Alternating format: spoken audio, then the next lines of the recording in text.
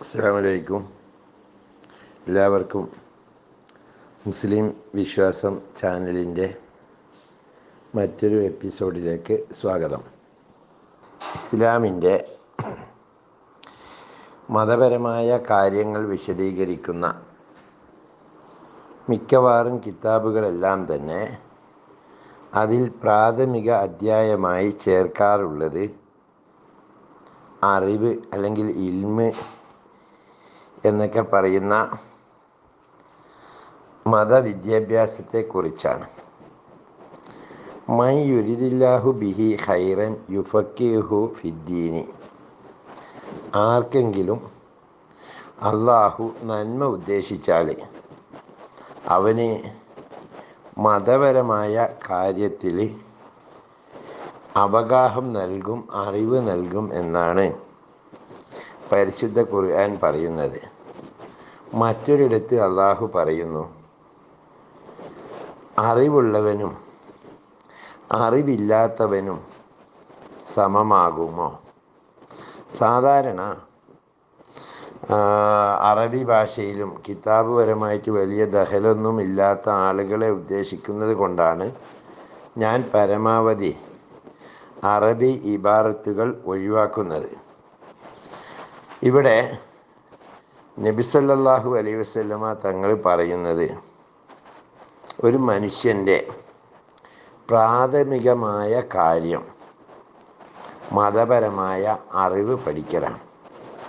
ഒരു മുസ്ലിം ആകണമെങ്കിൽ അവൻ്റെ ഏത് ഘട്ടത്തിലും അറിവിന് വലിയ പ്രാധാന്യമുണ്ട്. എത്രത്തോളം എന്നാൽ, ഒരു വിഭാഗം ആളുകൾ ദീനിയായ അല്ലെങ്കിൽ മതപരമായ യുദ്ധത്തിന് പോകുന്ന സമയത്ത് ഒരു വിഭാഗം മതം പഠിക്കാനിരിക്കണമെന്നാണ് ഹദീസുകൾ നമ്മെ പഠിപ്പിക്കുന്നത്. നബി സല്ലല്ലാഹു അലൈഹി തങ്ങളുടെ കാലത്ത് ഒരു സമയത്ത് തങ്ങൾ പള്ളിയിൽ വരുന്നുകൊണ്ടിരിക്കുമ്പോൾ അവിടെ കുറച്ചാളുകൾ കൂടി ദിക്റുകളും മറ്റും ചൊല്ലിക്കൊണ്ടിരിക്കുന്നു. വേറൊരു വിഭാഗം നിസ്കരിച്ചു കൊണ്ടിരിക്കുന്നു.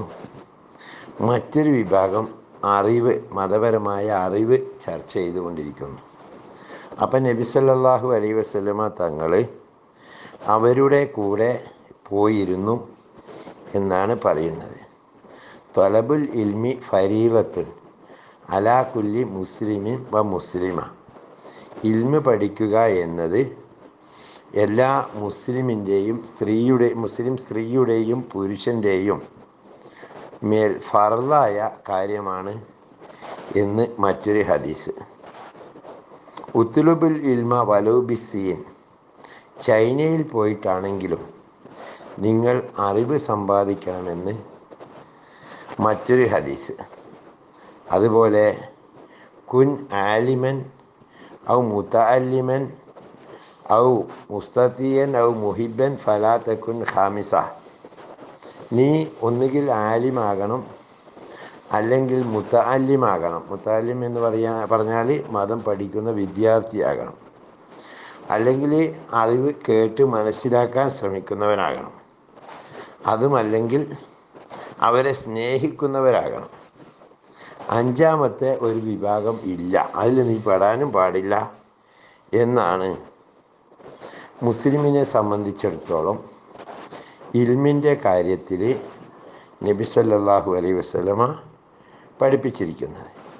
ഈ അറിവില്ലായ്മ, മതപരമായ അറിവില്ലായ്മയാണ് നമ്മുടെ സമൂഹം വഴി തെറ്റുന്നതിനും, അഥവാ പുതിയ സോഷ്യൽ മീഡിയയുടെ കാലത്ത് ആരെങ്കിലും വിവരമില്ലാത്തവർ, അറിവില്ലാത്തവർ എവിടെ നിന്നെങ്കിലും കിട്ടുന്ന മുറി അറിവുകൾ വെച്ച് സോഷ്യൽ മീഡിയയിലൂടെ പ്രചരണം നടത്തുമ്പോൾ അത് ഏറ്റുപിടിച്ചുകൊണ്ട് അതെന്താണ് നമുക്കും അങ്ങനെ ചെയ്തുകൂടെ, അല്ലെങ്കിൽ അള്ളാഹു ഇല്ല എന്നൊരുത്തൻ തർക്കിച്ച് പറയുമ്പോൾ ശരിയായിരിക്കും, അള്ളാഹു ഉണ്ടാവൂലേ, അല്ലെങ്കിൽ പരലോകം ഉണ്ടാവില്ലേ എന്നൊക്കെ രൂപത്തിൽ ചർച്ച ചെയ്യാൻ പോകുന്നത് അതുകൊണ്ടാണ്. ഒരു മനുഷ്യൻ രോഗിയായി കിടക്കുന്നു, ആസന്നമായ രോഗമാണ്. അയാൾക്കറിയാം ആ രോഗത്തിൽ നിന്ന് ഒരു കാരണവശാലും തനിക്ക് എഴുന്നേറ്റ് വരാൻ കഴിയില്ല എന്ന് ഉറപ്പിച്ചാൽ അയാൾ ചെയ്യേണ്ടത് ആ സമയത്തും അറിവ് പഠിക്കുക എന്നാണെന്ന് മഹാന്മാരായ ഫുഖഹാക്കൾ വിശദീകരണം നൽകുന്നു. അതുകൊണ്ട് തന്നെ ഈ അറിവ് എന്നത്, മതപരമായ വിജ്ഞാനം എന്നത് ഏതറിവായാലും കേട്ടോ, ഏത് അറിവായാലും മുസ്ലിമിനെ സംബന്ധിച്ചിടത്തോളം അവൻ്റെ കളഞ്ഞു പോയ സ്വത്താണ്. അത് എവിടെ കണ്ടാലും അത് വീണ്ടെടുത്ത് കൊള്ളണമെന്നാണ് ഹദീസുകൾ നമ്മെ പഠിപ്പിക്കുന്നത്. അപ്പോൾ എവിടെ എന്തെങ്കിലും അറിവുകൾ എവിടെ നിന്ന് കിട്ടുമോ അത് നമ്മൾ കരസ്ഥമാക്കുക എന്നതും, മതപ്രഭാഷണങ്ങൾ, അതുപോലെ മതപരമായ കാസറ്റുകളിൽ കൂടി കിട്ടുന്ന അറിവുകൾ തുടങ്ങി എന്തായാലും അറിവ് എവിടെ കിട്ടുന്നുണ്ടോ അവിടെയൊക്കെ ചെയ്യുക എന്നത് മുസ്ലിമിൻ്റെ പ്രാഥമികവുമായ കർത്തവ്യവും ഉത്തരവാദിത്വവുമാണ് എന്ന കാര്യത്തിൽ സംശയമില്ല. ആരുടെയെങ്കിലും, അതായത് നമ്മൾ പണ്ഡിതന്മാർ എന്ന് അറിയപ്പെടുന്ന അല്ലെങ്കിൽ ബഹുമാനിക്കപ്പെടുന്നവരും, അത് അറിയപ്പെട്ടവരാകാം അറിയപ്പെടാത്തവരാകാം, ആര് തന്നെയായാലും അവരുടെ പ്രഭാഷണങ്ങളിൽ നിന്ന് ആ അറിവ് നമുക്ക് വേണ്ടപ്പെട്ട രൂപത്തിൽ ഉപയോഗപ്പെടുത്താൻ കഴിയും. അതിന് പരിധിയൊന്നും അള്ളാഹിൻ്റെ റസൂല് നിശ്ചയിച്ചിട്ടില്ല. ഉദാഹരണമായി ഒരു ഹദീസിൽ വരുന്ന സംഭവം പറയാം. ബഹുമാനപ്പെട്ട അബൂ ഹുറൈറ റളിയല്ലാഹു അൻഹുവിനെ നബി സല്ലല്ലാഹു അലൈഹി വസല്ലമ തങ്ങൾ യുദ്ധത്തിൻ്റെ ഗനീമത്ത് സൂക്ഷിക്കുന്നതിന് ചുമതലപ്പെടുത്തി ഏൽപ്പിച്ചിരുന്നു. അതിൻ്റെ ഗോഡൗണിൻ്റെ ചുമതല അദ്ദേഹത്തിൻ്റെ അടുക്കലായിരുന്നു.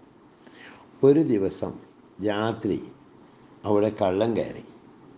അങ്ങനെ അദ്ദേഹം കള്ളനെ പിടിച്ചു. കള്ളനെ പിടിച്ച സമയത്ത് കള്ളൻ പറഞ്ഞു, ഞാനിങ്ങനെ വീട്ടിൽ വലിയ ബുദ്ധിമുട്ടാണ്, പ്രയാസമാണ്, അതുകൊണ്ട് എന്നെ സഹായിക്കണം, എന്നെ റസൂലുള്ളാഹിൻ്റെ അടുക്കൽ ഏൽപ്പിക്കരുത് എന്ന് പറഞ്ഞ് കരഞ്ഞു വിളിച്ച്. അപ്പോൾ അബൂ ഹുറൈറ അയാളെ വിട്ടയച്ചു. രണ്ടാമത്തെ ദിവസവും ഇതേപോലെ തന്നെ പിന്നെയും ഈ കള്ളൻ വന്നു അദ്ദേഹത്തെ പിടിച്ചു.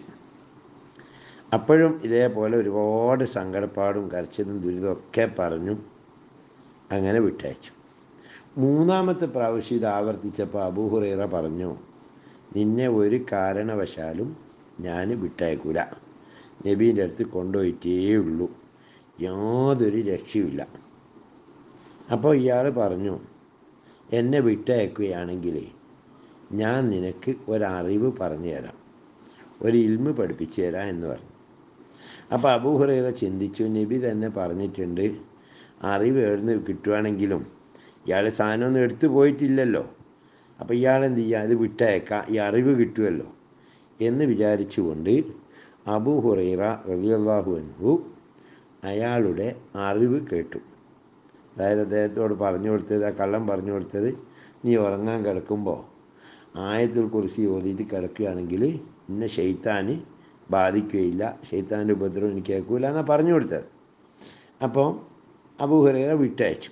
പക്ഷേ അബൂ ഹുറൈറക്ക് സമാധാനക്കുറവ്. അദ്ദേഹം നബീൻ്റെ അടുത്ത് ചെന്നിട്ട് ഈ സംഭവം പറഞ്ഞു, ഇങ്ങനെ ഉണ്ടായിട്ടുണ്ട്, അതിലെന്തെങ്കിലും കാര്യമുണ്ടോ എന്ന് ചോദിച്ചു. അപ്പം നബി പറഞ്ഞു, ആ കള്ളൻ ശൈത്താനാണ്, ഇബ്ലീസാണ്, പക്ഷേ അവൻ പറഞ്ഞ ഇൽമ് ശരിയാണ്, അതുകൊണ്ട് ആ ഇൽമ് എനിക്ക് സ്വീകരിക്കാം. അത് മാത്രമല്ല, ബഹുമാനപ്പെട്ട ഇമാം ഷാഫി റളിയല്ലാഹു അൻഹുവിൻ്റെ ഒരു സംഭവം പറയുന്നുണ്ട്.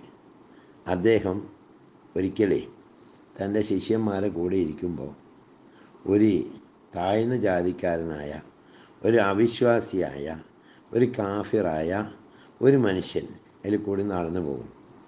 അത് കണ്ടപ്പോൾ ഷാഫി റളിയല്ലാഹു അൻഹു എഴുന്നേറ്റ് നിന്നു, അയാളെ ബഹുമാനിച്ചു, ആദരിച്ചു. അയാൾ പോയ സമയത്ത് ഈ ശിഷ്യന്മാർ അദ്ദേഹത്തോട് ചോദിച്ചു, എന്തിനാണ് നിങ്ങൾ ആ മനുഷ്യനെ കണ്ടപ്പോൾ എഴുന്നേറ്റ് നിന്നത്? ഞങ്ങളൊന്നും വലിയ ബഹുമാനമൊന്നും കൊടുക്കാത്ത ആളാണല്ലോ. അത് കേട്ടപ്പോൾ ഷാഫി റളിയല്ലാഹു അൻഹു പറഞ്ഞത്, ആ മനുഷ്യനിൽ നിന്നാണ് നായക്ക് പ്രായപൂർത്തിയാകുന്നത് എങ്ങനെയാണെന്ന് ഞാൻ ചോദിച്ച് മനസ്സിലാക്കിയത്. അതായത് നായക്ക് പ്രായപൂർത്തിയാവുക എന്ന് പറഞ്ഞാൽ എങ്ങനെയാണ് ഒരു പട്ടി പ്രായപൂർത്തിയായത് എന്ന് മനസ്സിലാക്കണമെങ്കിൽ നായി അതിൻ്റെ കാല് പൊക്കി പിടിച്ചുകൊണ്ട് മൂത്രമൊഴിക്കും. ആ സമയത്താണ് അതിന് പ്രായപൂർത്തിയാകുന്നത്. ആ വിവരം നമ്മുടെ കിതാബുകളിലൊന്നും ഇല്ല. പക്ഷേ ഷാഫി റളിയല്ലാഹു അൻഹുവിന് അതറിയണമായിരുന്നു. അത് ഈ പറയപ്പെട്ട മനുഷ്യനാണ് ഇമാം ഷാഫി റളിയല്ലാഹു അൻഹുവിന് പറഞ്ഞു കൊടുത്തത്. അതുകൊണ്ട് തന്നെ ഒരു ഉസ്താദായി അല്ലെങ്കിൽ തൻ്റെ ഒരു അധ്യാപകനായി ഗുരുവായി അദ്ദേഹത്തെ ബഹുമാനിച്ചുകൊണ്ട് ഇമാം ഷാഫി റളിയല്ലാഹു അൻഹു എഴുന്നേറ്റ് നിന്നു ആദരിച്ചു എന്നാണ് ചരിത്രം പറയുന്നത്. അതുപോലെ തന്നെ പണ്ട് കാലത്തുള്ള ആളുകൾ, അത് ആലിമീങ്ങൾ മാത്രമായിരുന്നില്ല, സാധാരണക്കാർ പോലും ഇൽമിൻ്റെ ഏതെങ്കിലും ഒരു വേദിയുണ്ട് എന്ന് കേട്ടാൽ അങ്ങോട്ടേക്ക് ഒഴുകുമായിരുന്നു. ഇപ്പോൾ ആ ഒഴുക്കെല്ലാം ഏകദേശം നിന്നു. കാരണം ഇപ്പോഴത്തെ ഈ ഇത്തരം മതവിജ്ഞാന സദസ്സുകൾ പോലും പലരും ഏതെങ്കിലും സ്ഥാപനത്തിൻ്റെയോ അല്ലെങ്കിൽ ഏതെങ്കിലും പുതുതായിട്ട് ഉണ്ടാക്കാൻ പോകുന്ന ബിൽഡിങ്ങിൻ്റെയോ പിരിവുമായോ മറ്റോ ആണ് ഈ മതപ്രഭാഷണങ്ങൾ നടക്കുന്നത് എന്നതുകൊണ്ട് തന്നെ അതിന് സാമ്പത്തികം ആവശ്യമായി വരും. അപ്പോൾ ഈ സാമ്പത്തികം ആ വയത് പറയാൻ വരുന്ന ആൾ ആരായാലും, ഏത് ഉസ്താദായാലും അവരോട് ഈ കമ്മിറ്റിക്കാർ പറയും, ഉസ്താദെ ഞങ്ങൾക്ക് ഇത്ര ഉറുപ്പ്യേൻ്റെ ആവശ്യമുണ്ട്, ആ പണം നിങ്ങൾ പിരിച്ചു തരണം എന്ന് പറയുന്നത് കൊണ്ട് അവർക്ക് ഈ സദക്കയെക്കുറിച്ച് പറയുക, അല്ലെങ്കിൽ ധർമ്മത്തെക്കുറിച്ച് പറയുക, ദീനിന് വേണ്ടി നടക്കുന്ന സംഭാവനയെക്കുറിച്ച് പറയുക എന്നതല്ലാതെ മറ്റൊന്നും അവർക്ക് പറയാൻ സമയം കിട്ടൂല. കാരണം പണ്ടത്തെ പോലെയല്ല. പണ്ടൊക്കെ എന്ന് പറഞ്ഞാൽ രാത്രി ഒരു വയത് തുടങ്ങിയാൽ എൻ്റെയൊക്കെ കുട്ടിക്കാലത്തൊക്കെ രാത്രി ഒരു 8:30-9 മണിക്ക് ഇശാനിസ്കാരം കഴിഞ്ഞ് വയത് തുടങ്ങിയാൽ വെളുപ്പിന് 3 മണി വരെയും 4 മണി വരെയൊക്കെയാണ് ഇത്തരം പരിപാടികൾ നടന്നുകൊണ്ടിരുന്നത്. എന്നാൽ ഇപ്പം നമുക്കറിയാം, നമ്മുടെ നിയമത്തിൻ്റെ ഭാഗത്ത് നിന്ന്, പോലീസിൻ്റെ ഭാഗത്ത് നിന്നൊക്കെ ഒരു വയത് പരിപാടിയൊക്കെ ഉണ്ടെങ്കിൽ മൈക്കിന് പെർമിഷൻ എടുക്കണം. അതിന് ചെല്ലുമ്പോൾ തന്നെ ആദ്യം പറയും രാത്രി 10 മണീൻ്റെ മുമ്പായിട്ട് നിർത്തിക്കൊള്ളണം. അപ്പോൾ ആ വയലായി മാറുന്നില്ല, ഉപദേശമായി മാറുന്നില്ല. ഈ മതവിജ്ഞാനത്തിൽ ഒരുപാട് വിജ്ഞാന മേഖലകളുണ്ട്. അതിലേറ്റവും പ്രധാനപ്പെട്ട ഫിഖ് എന്ന് പറഞ്ഞാൽ നമ്മുടെ കർമ്മശാസ്ത്രവുമായി ബന്ധപ്പെട്ട അറിവ്. പിന്നെ രണ്ടാമത് വരുന്ന അഖീദ, വിശ്വാസവുമായി ബന്ധപ്പെട്ട അറിവ്. മൂന്നാമത്തെ അഖ്ലാഖ് എന്ന് പറഞ്ഞാൽ സ്വഭാവവുമായി ബന്ധപ്പെട്ട അറിവ്. പിന്നെ വരുന്ന താരീഖ്, ചരിത്രവുമായി ബന്ധപ്പെട്ട അറിവ്. തജ്വീദ്, ഖുർആൻ പാരായണവുമായി ബന്ധപ്പെട്ട അറിവ്.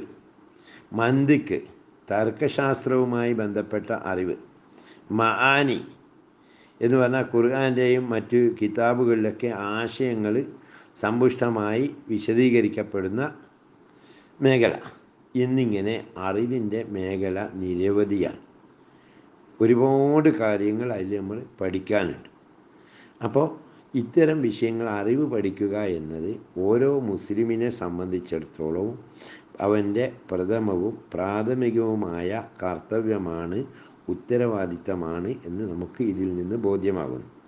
അതുകൊണ്ട് തന്നെ അറിവിൻ്റെ കാര്യത്തിൽ നമ്മൾ ചെയ്യേണ്ടത് ഒന്നുകിൽ നമ്മൾ എന്ത് ചെയ്യണം, ആലിമാകണം. പക്ഷെ എല്ലാവർക്കും ആലിമാകാൻ പറ്റൂല. കാരണം അതിന് ഒരുപാട് പള്ളികളിലോ അറബി കോളേജുകളിലൊക്കെ പോയിട്ട് നമ്മൾ കാലങ്ങൾ ചെലവഴിക്കുമ്പോഴാണ് ഒരാൾ ആലിമാകുന്നത്. എന്നാൽ തന്നെയും അയാളുടെ ഇൽമ് പൂർത്തിയാകില്ല. പിന്നെ മുത്താലിമാവുക, അത് നമ്മൾ ദർസിലൊക്കെ ഓതി പഠിക്കുന്ന വിദ്യാർത്ഥിയാവുക എന്നതും എല്ലാവർക്കും കഴിഞ്ഞോളണമെന്നില്ല. ഇനി മുസ്തമി അവർ പറയുന്നത് കേൾക്കാനുള്ള സന്മനസ്സ് നമുക്ക് കാണിക്കാൻ കഴിയണം. ഇനി ഒന്നുമില്ലെങ്കിൽ അവരെ സ്നേഹിക്കാൻ, അതിനെങ്കിലും നമുക്ക് കഴിഞ്ഞാൽ മാത്രമേ നമ്മുടെ ഇൽമിൻ്റെ മേഖല, നമ്മുടെ അറിവിൻ്റെ മേഖല, നമുക്ക് ആ മേഖലയിൽ നമുക്ക് മുസ്ലിമാണ് എന്ന് പറയാൻ കഴിയുകയുള്ളൂ. അതുകൊണ്ട് ഈ അറിവുകൾ എല്ലാവർക്കും പരമാവധി ഈ വീഡിയോ ഷെയർ ചെയ്ത് കൊടുത്തുകൊണ്ട് സഹായിക്കണം. കാരണം അറിവ് പഠിക്കാൻ എല്ലാവരും വരട്ടെ. അതിന് പ്രത്യേക ചിലവൊന്നുമില്ലല്ലോ, ഒരു വീഡിയോ അല്ലേ. അതിനെങ്കിലും എല്ലാവരും ശ്രമിക്കുക. അതുപോലെ ഇതിനടിയിൽ കമൻറ്റ് ചെയ്യുമ്പോൾ എല്ലാവരും അവരവർക്ക് ആവശ്യമുള്ള ഏതെങ്കിലും ഒരു വിഷയത്തെക്കുറിച്ച് അവർക്ക് അറിയാൻ താല്പര്യമുണ്ടെങ്കിൽ എനിക്ക് ഇന്ന വിഷയത്തെക്കുറിച്ച് അറിയാൻ ആഗ്രഹിക്കുന്നു ഉസ്താദേ എന്ന് പറഞ്ഞുകൊണ്ട് കമൻ്റ് ഇട്ടാൽ ഒരു വീഡിയോ അതിനെക്കുറിച്ച് ചെയ്തു തരും. അത് ശ്രദ്ധിക്കണം. അപ്പം അതുപോലെ തന്നെ ഇത് പരമാവധി സബ്സ്ക്രൈബ് ചെയ്ത് കഴിഞ്ഞാൽ ഓരോ ആഴ്ചയിലും വരുന്ന വീഡിയോകൾ നിങ്ങൾക്ക് അപ്ഡേറ്റ് ചെയ്യാൻ പറ്റും, പുതിയ പുതിയ അറിവുകൾ കിട്ടും. അപ്പോൾ ആഖിർ ദഅ്വാനാ അൽഹംദുലില്ലാഹി റബ്ബിൽ ആലമീൻ. അസ്സലാമു അലൈക്കും.